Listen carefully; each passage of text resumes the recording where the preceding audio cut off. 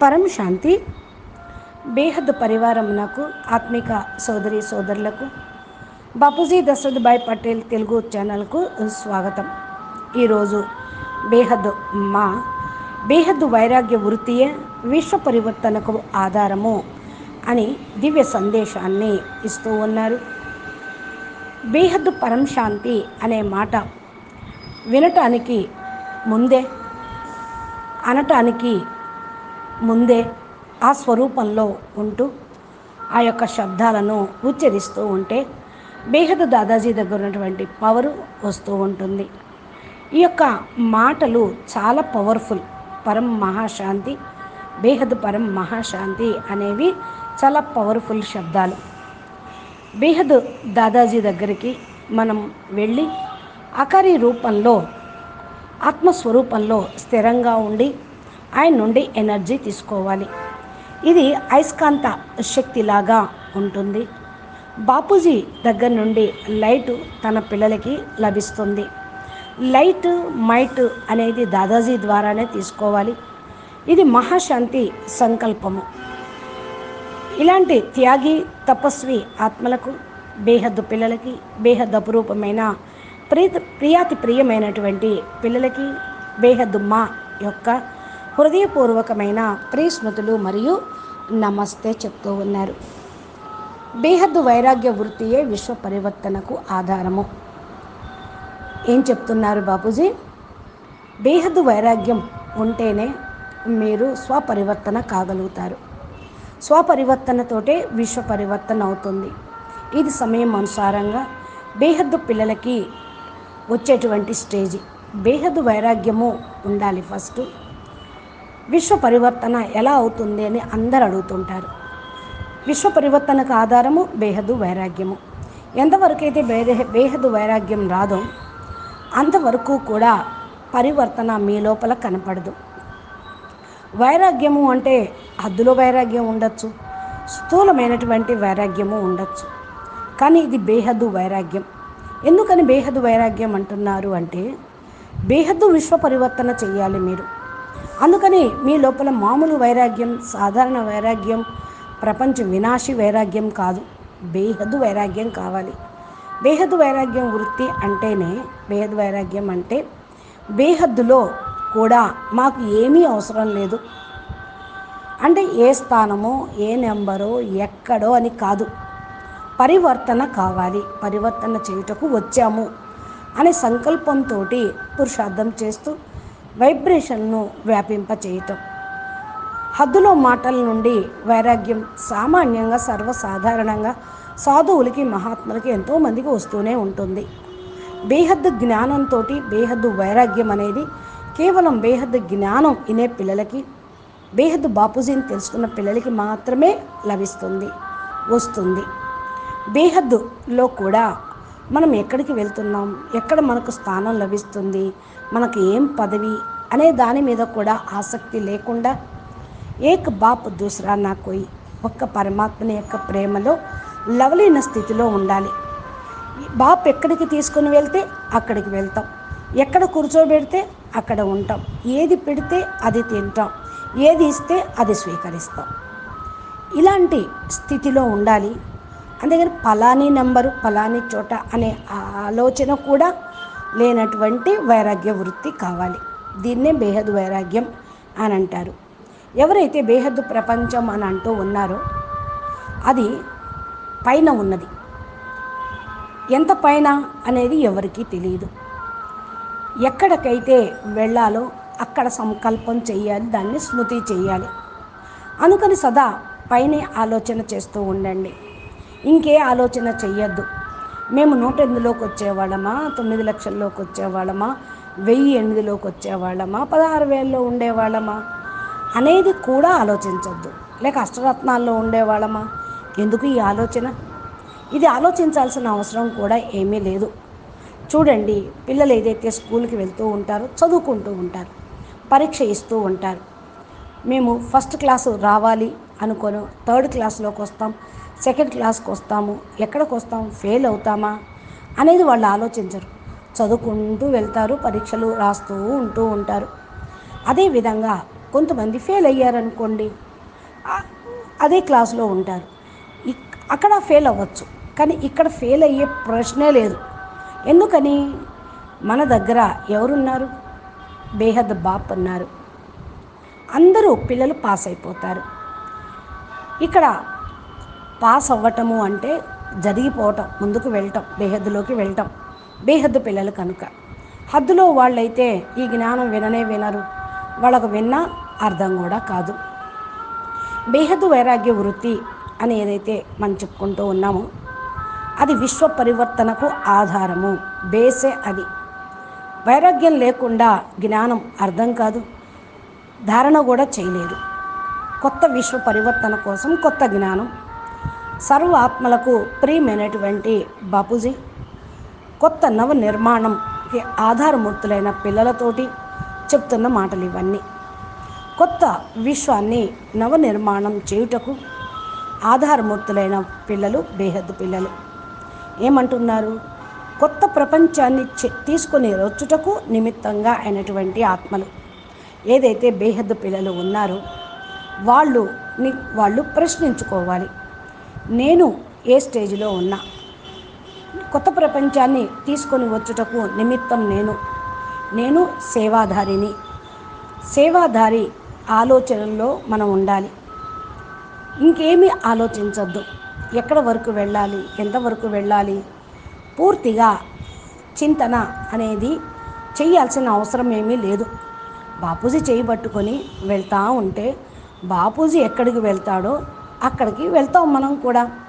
కానీ నిశ్చయంలో up and down అవుతుందనుకోండి, సంకల్పం వికల్పం వచ్చినప్పుడు చెయ్యి వదిలేస్తాం.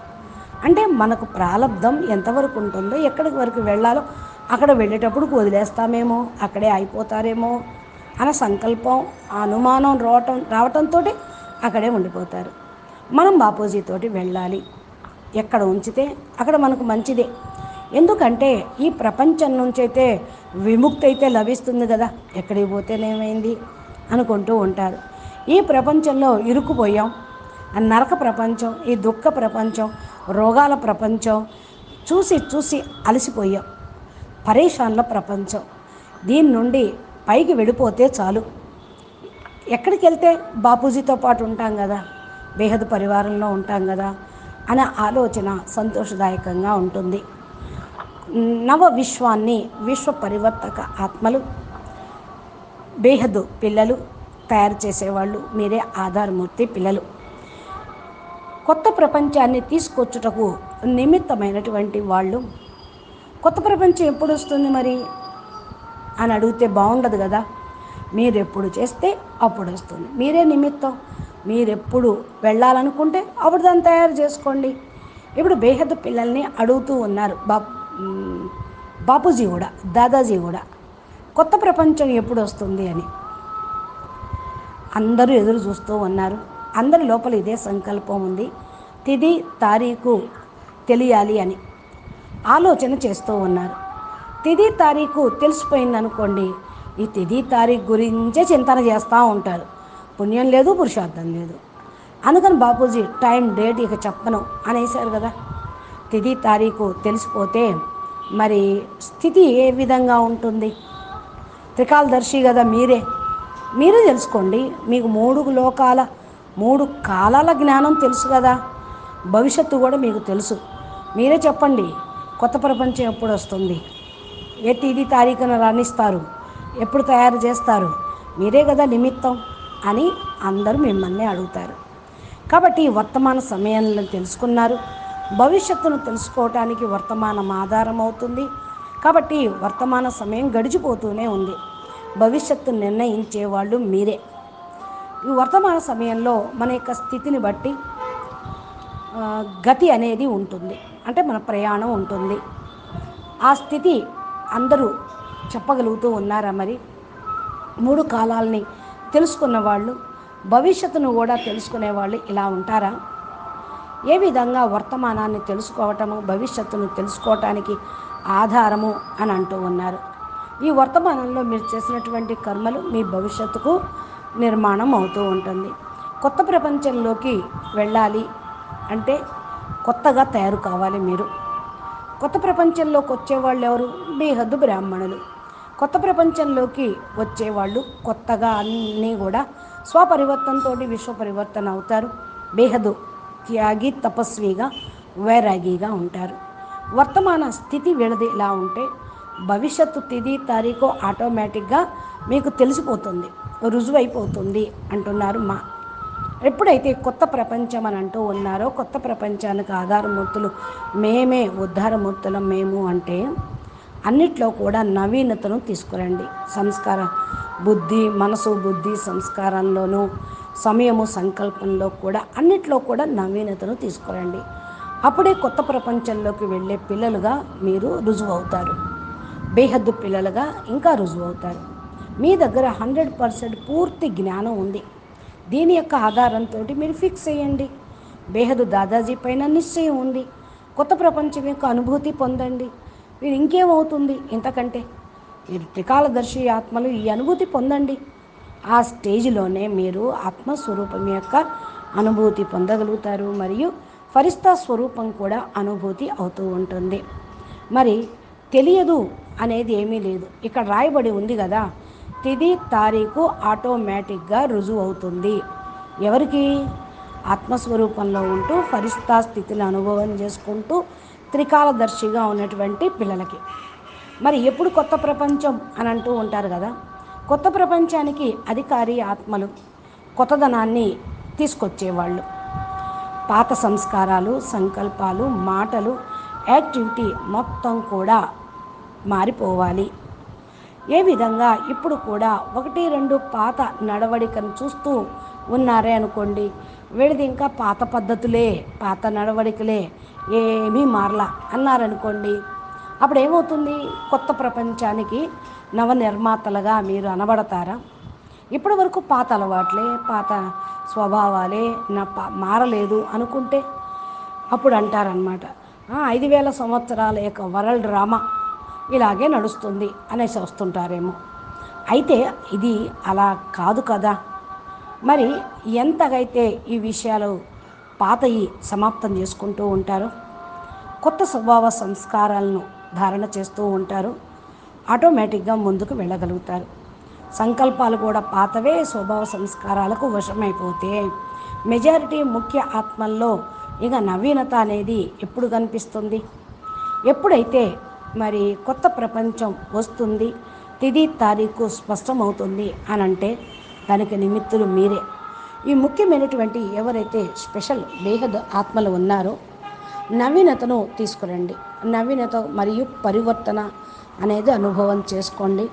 పరివర్తనకు ఆధారము విశ్వ పరివర్తన, బేహద్దు త్యాగము, తపస్సు, ప్రత్యక్షం. అప్పుడు మీరు విశ్వ పరివర్తన అనేదాన్ని, ఆ తారీఖును కూడా మీరు ప్రత్యక్షం చేయగలుగుతారు. పరివర్తన ఏమవుతుంది? స్వభావ సంస్కారాల్లో పరివర్తన, కామ క్రోధ లోభ మోహ అహంకారాల్లో పరివర్తన, ఇవన్నీ ఖతం కావాలి. బేహద్ ఆత్మల్లో 100% బాపే కనిపించాలి. బాప్ ఔర్ ఆప్ ఆ స్టేజ్లో ఉండాలి. మధ్యలో మూడో వాడు రావడానికి మార్జన్ లేకుండా ఎప్పుడైతే ఉంటారో తిథి తారీఖు అనేది తెలిసిపోతుంది. ఎప్పుడు వెళ్ళాలి? కబ్ చలేగి? ఎప్పుడు తెలుస్తుంది అంటే ఎప్పుడైతే బేహద్ దాదాజీ యొక్క రూపాన్ని ధారణ చేస్తారో, బేహద్ దాదాజీ యొక్క ప్రేమలో మరి లీనమవుతూ లవ్ అండ్ లైట్ యొక్క అనుభవాన్ని పొందుతూ ఉంటారు. మూడోది, బేహద్ దాదాజీ బాప్ ఔర్ ఆప్ అంటూ బాపులో ఎప్పుడైతే ఇమిడిపోతారో, ఈ అలవాటు ఎవరైతే ధారణ చేస్తూ ఉంటారో, అలవరుచుకుంటూ ఉంటారో వాళ్ళ యోగము బేహద్దు యోగం అవుతుంది. యోగం ఎలా కుదురుతుంది అని కాదు, బాపూజీని ఎలా మర్చిపోతాం అసలు అనే దారికి వస్తూ ఉంటారు. అంటే మరుపు అనేది ఉండదు, మర్చిపోవటం అనేది ఉండదు. సదా నిరంతర యోగిగా స్మృతి చేస్తూ ఉంటారు. ఎప్పుడు కూడా మస్తిష్కంలో అనుభవం చేసుకుంటూనే ఉంటూ ఉంటారు.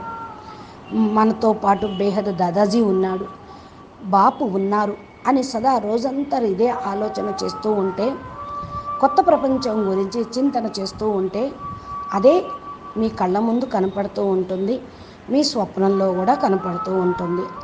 దృష్టి, వృత్తి మరియు కృతి అన్నీ కూడా మారిపోతాయి. దృష్టి అంటే కంటి చూపు. మీ దృష్టి ఎక్కడ ఉంది? కొత్త ప్రపంచంలో ఉంది. మీరు ఏం చూస్తూ ఉన్నారు? ఎక్కడ దాకా చూస్తున్నారు? కొత్త ప్రపంచం ఎంతవరకు అయితే ఉందో అంతవరకు దృష్టిని సారిస్తూ ఉన్నాం. ఎలా ఉంటుంది అనేది కూడా జ్ఞానంతో అనుభూతి పొందుతూ ఉంటారు. అక్కడ కొత్త వాయుమండలం ఉంటుంది. అక్కడ ఆత్మస్వరూపంగానే అందరూ ఉంటారు. ఆఖరి రూపంలో ఫరిస్తాలుగా ఉంటూ ఉంటారు. ఇక్కడ ఈ యొక్క అనుభవం చేసుకుంటూ ఉంటాం మనం. ఏదైతే బాపు ఉన్నారో ఆలోచించటంతో ఆ రూపంలోకి వెళ్ళిపోతారు. కూర్చొనే మీరు స్టేజ్ని పొందుతూ ఉన్నారు. విచారసాగర్ మతనం చేస్తూ ఉన్నారు. వృత్తి అంటే ఆలోచన. మీ వృత్తిలో ఆలోచనలో కొత్త ప్రపంచమే ఉంది. కృతిలో కూడా అదే ఉంది. వృత్తి అంటే ఆలోచన. దేని గురించి ఆలోచిస్తూ ఉన్నారు? దాని గురించి మీరు పురుషార్థం అనేది సాధించడానికి ప్రయత్నం అనేది చేస్తూ ఉంటారు. అంటే కృతిలో కూడా అదే ఉంటూ ఉంటుంది. ఏదైతే మన యొక్క కర్మభోగం ఉన్నదో అప్పుడు అది సమాప్తం అవ్వటం కోసం ఇటువంటి స్థితి అనేది చాలా ఉత్తమం. ఇది ముఖ్యము. మనం ఏం చేయాలి? బాపూజీ స్మృతిలో ఉండాలి. కర్మభోగాన్ని సమాప్తి చేసుకోవాలి. దేహ సంబంధికులు అందరినీ కూడా మన నుండి దూరం చేసేసేయాలి. మనం ఎవరిపైన కూడా మోహం అనేది ఉండద్దు. మనకు ఎవరిపైన కూడా మోహం అనేది ఉండరాదు. మరి ఏముండాలి అంటే బేహద్ వైరాగ్య వృత్తి ఉండాలి. విశ్వ పరివర్తనకు ఆధారం ఇదే. విశ్వ పరివర్తన అవ్వటానికి ముందే ఈ యొక్క స్థితిని మీరు ధారణ చేయాలి. రాసి ఉంది కదా, విశ్వ పరివర్తనకు ఆధారము బేహద్ వైరాగ్యము అని. దాన్ని మీరు స్వరూపంలోకి తీసుకొని రావాలి. విశ్వ పరివర్తనకు అవ్వటానికి ముందే విశ్వంలోని సర్వ ఆత్మల్లో కూడా వైరాగ్యం వచ్చేస్తూ ఉంటుంది. ఎందుకని? బీజాల్లో ఏ సంకల్పం ఉంటుందో అదే బీజాల నుండి వృక్షం మొత్తానికి వెళ్ళిపోతూ ఉంటుంది కదా. ప్రపంచం మొత్తంలో ఉన్న ఆత్మలకు కూడా వైరాగ్యం వచ్చేస్తూ ఉంటుంది. విశ్వ పరివర్తన అవ్వటకు ముందు ఏం చెయ్యాలి? సర్వ ఆత్మల పైన కూడా శుభభావన శుభకామన పెట్టుకోవాలి. హద్దు ఆత్మలైతే హద్దులో వైరాగ్యం కలిగి ఉంటారు. బేహద్ ఆత్మలైతే బేహద్ వైరాగ్యం కలిగి ఉంటారు. సర్వ ఆత్మల్లో బేహద్ వైరాగ్యం అనేది రావాలి అంటే, వైరాగ్య వృత్తి రావాలి అంటే ముందు మీ లోపల అది ఉండాలి. మిమ్మల్ని మీరు చూసుకోండి. వైరాగ్య వృత్తితోటే బాపు పరిచయాన్ని మీరు అందరికీ ఇవ్వగలుగుతారు. సర్వ ఆత్మలకు కూడా తండ్రి యొక్క సందేశాన్ని అందించగలుగుతారు. అప్పుడు ఆత్మలందరూ బాపు దగ్గరికి రావటం జరుగుతుంది. విశ్వ పరివర్తన అవటానికి ముందే విశ్వంలోని సర్వ ఆత్మలకు కూడా వైరాగ్యం అనేది రావాలి. అనగా బాపు యొక్క రూపాన్ని ధారణ చేయటము, విశ్వంలో ఆత్మ లోపల కూడా విశ్వంలోని ఆత్మలందరిలో కూడా వైరాగ్యము వచ్చేస్తుంది. ఏమొస్తుంది? ఎవరిపైన మోహం అనేది ఉండదు, ప్రేమ అనేది ఉండదు. ఇప్పుడు చూస్తున్నారు కదా వర్తమాన సమయం యొక్క పరిస్థితి. అలాగే ఏ వస్తువు మీద కోరిక అనేది మీకు ఉండదు. కావాలి అని అనిపించదు. ఏమీ అవసరం లేదు అనే వైరాగ్యం వచ్చేస్తూ ఉంటుంది. నిస్సంకల్ప స్థితి తయారవుతుంది. వైరాగ్యం ఎలా ఉంటుంది అంటే నిస్సంకల్ప స్థితిలో ఉంటూ ఉంటారు. వైరాగి ఆత్మలో నిస్సంకల్ప స్థితిలో ఉంటారు తప్పకుండా. విశ్వం యొక్క ఆత్మ లోపల వైరాగ్య వృత్తి పరివర్తనకు కూడా ఆధారం అవుతుంది. దానికి నిమిత్తులు మీరే అవుతారు. ఎవరైతే నిమిత్తులు అవుతారో వాళ్ళు బేహద్దు పిల్లలు. నిమిత్తులు అవ్వటం అంటేనే సంపూర్ణ పరివర్తన అనేది ధారణ చేయటం, ఆధారమైనటువంటి వైరాగిగా కావటం.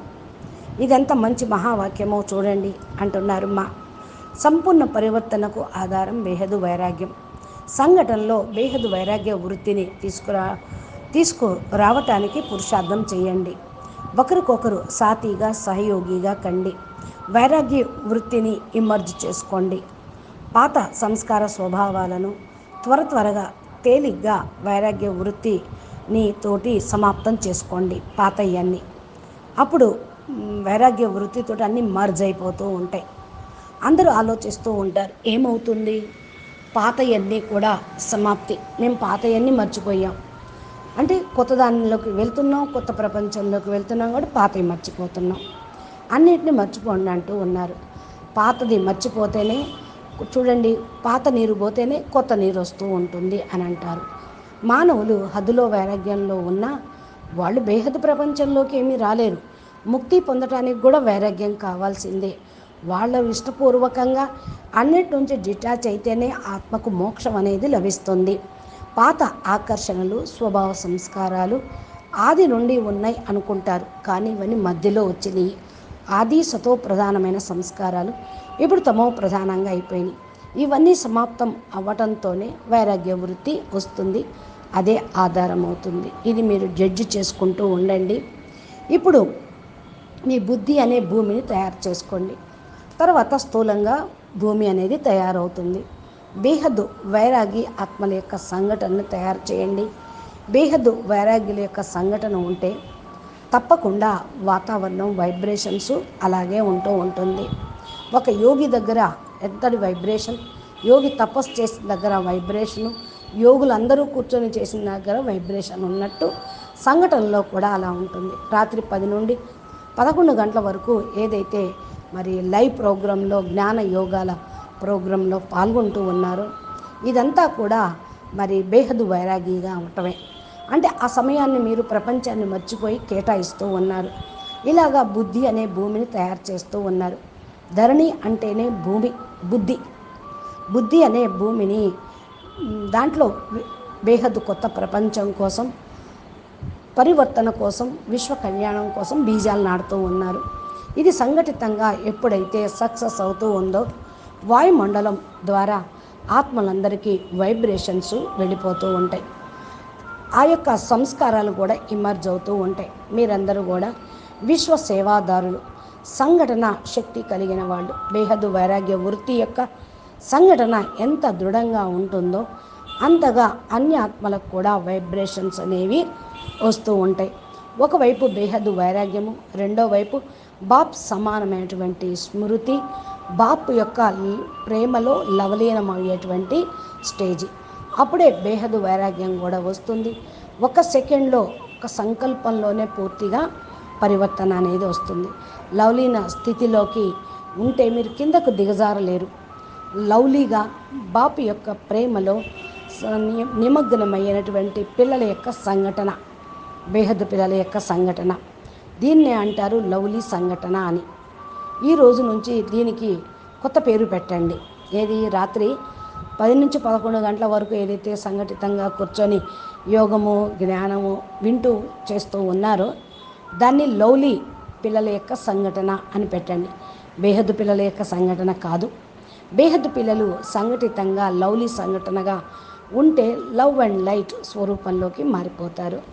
ఒకవైపు అతి లవ్, రెండో వైపు అతి లవ్ లీన్, లవ్ ఔర్ లీన్. అతిగా అంటే చాలా ఎక్కువగా ఉండటం. బేహద్దు పిల్లలందరికీ ఎంత ప్రేమ దాదాజీ పైన, అందుకనే అతి లవ్, చాలా టూ మచ్ ప్రేమ అన్నమాట. ఒకవైపు మరి ప్రేమ ఉంది, రెండో వైపు బేహద్దు వైరాగ్యము ఉంది.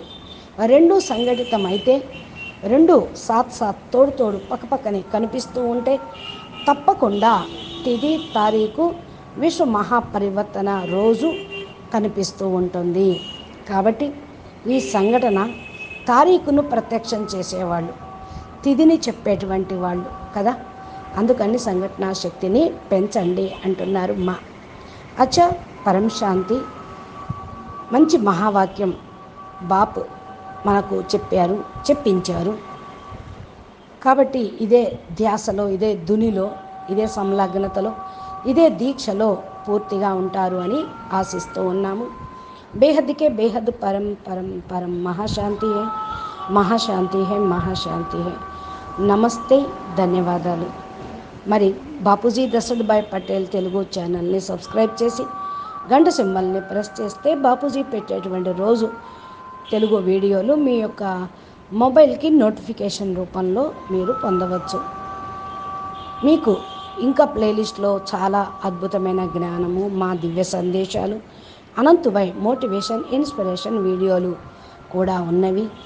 మీరు ఆ ప్లేలిస్ట్ ఓపెన్ చేసి 1 by 1 సిస్టమ్ అనుసారంగా హెడ్డింగ్ తోటి మీరు చూసినట్లయితే మంచి జ్ఞానాన్ని మీరు అందిపుచ్చుకున్న వాళ్ళు అవుతారు. నమస్తే, పరం శాంతి, ధన్యవాదాలు.